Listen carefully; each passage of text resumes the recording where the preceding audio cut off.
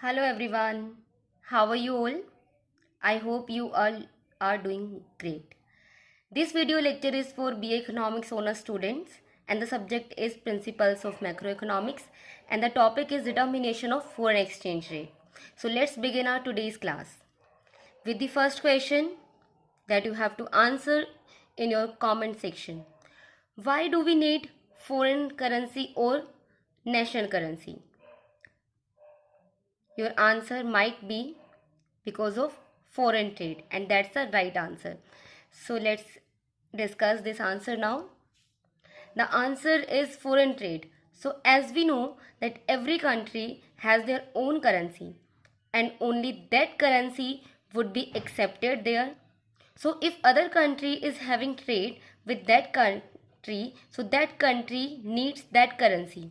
For example, US and India are two trading partners. And if India wants to import something from US, then India has to make payment in terms of dollars as rupees are not accepted there.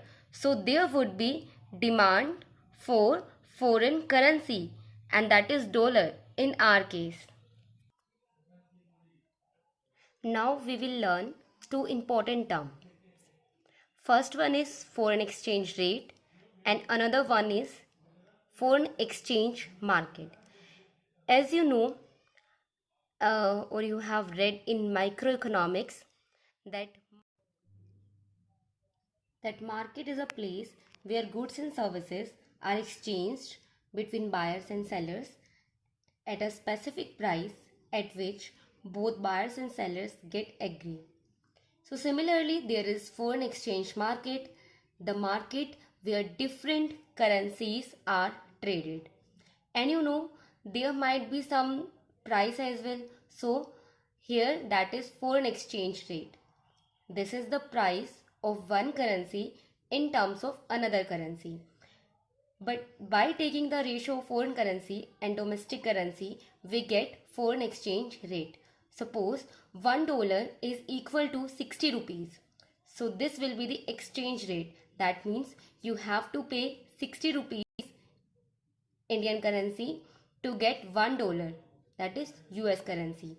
Let's move towards demand for and supply of foreign exchange. Let's see the demand for foreign exchange. We demand foreign currency when we have to import goods and services from other countries. Second point is for capital movement we need foreign currency.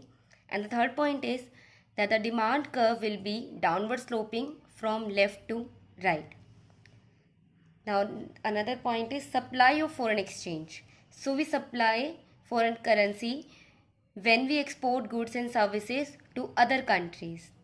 Second point is capital movement also the reason for creating the supply of foreign currency. And the third point is supply curve is upward sloping curve.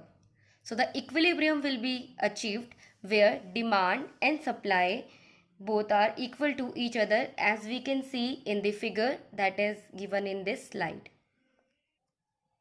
So in this figure, DD is the demand for foreign exchange, SS is the supply of foreign exchange, and the equilibrium exchange rate is determined where DD and SS intersects at point E. At the higher rate than R, the supply of dollars would be larger than the demand for dollars, so that some people who wish to convert dollars into rupees will be unable to do so. The price of dollars will fall and less dollars will be supplied and more will be demanded. An equilibrium rate of exchange rate will be re-established. So we have seen in lecture that how foreign exchange rate determined and also seen demand and supply of foreign exchange. Thank you for watching. Keep learning with us and take care.